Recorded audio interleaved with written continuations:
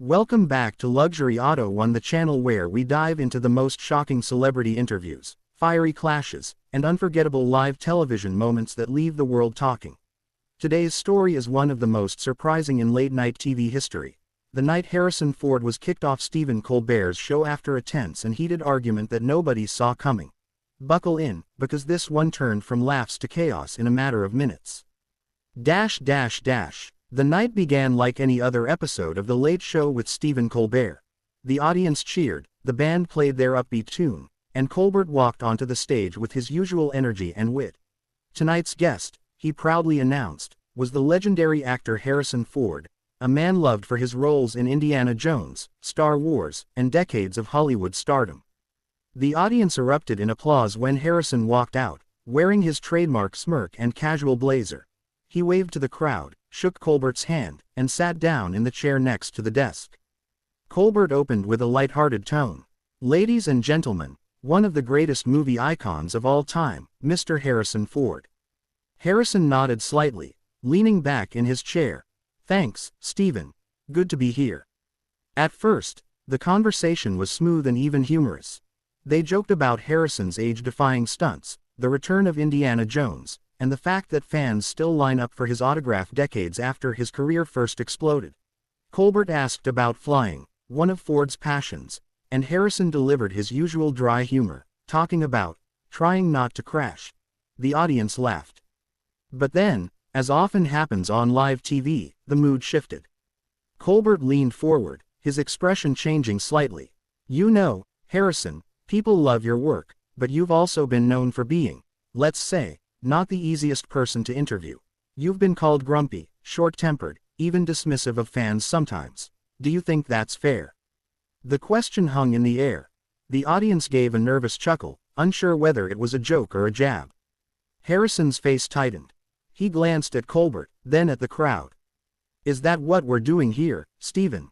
I thought we were talking about movies, not character assassinations." Colbert tried to smooth it over. "Oh, come on, Harrison. I'm just saying people are curious about the real you. I think the audience wants to know if the tough guy persona is just for the screen or if it's who you really are." Harrison leaned forward now, his voice firm. "The real me is none of your business. I do my job. I show up. I've given more to this industry than half the people talking about me ever could. If someone wants a smiling puppet on their couch, they can invite someone else." The audience gasped. Colbert, sensing the tension, tried to turn it back into humor. "Hey, don't worry, I don't expect you to dance for us." Although, Harrison Ford doing the cha-cha would probably break the internet. But Harrison didn't laugh. "See, this is the problem, Stephen. You want jokes, you want me to play along, but you also want to dig at me. You can't have it both ways." The studio atmosphere grew heavier. Colbert pressed again, "Maybe too far." "Well, Harrison, if you don't want people to dig, maybe you shouldn't have been so famously private about your life. I mean, people are still speculating about you after all these years." Harrison shot back immediately. "Speculating is fine.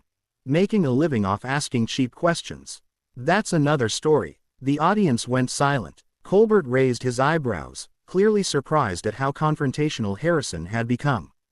"Cheap questions. This is what I do, Harrison. It's part of the gig.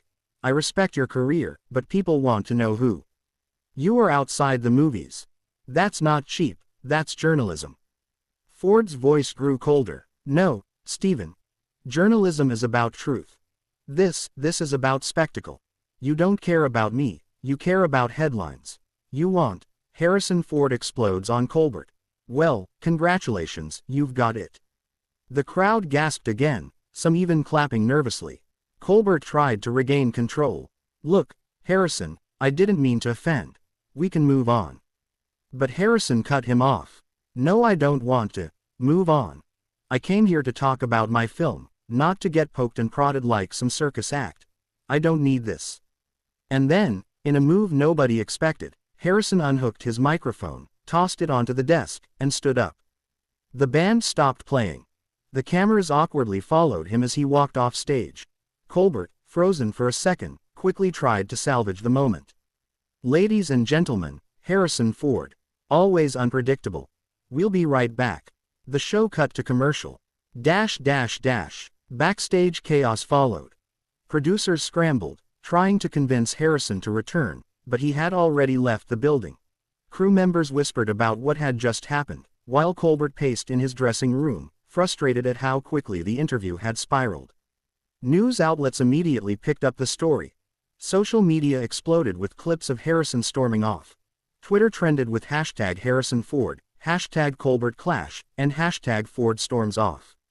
Some fans defended Harrison, saying Colbert pushed too hard and crossed a line by making it personal. Others argued that Harrison overreacted, calling him rude and ungrateful. Pundits on morning shows debated the fallout. Some said it would damage Ford's reputation, while others believed it only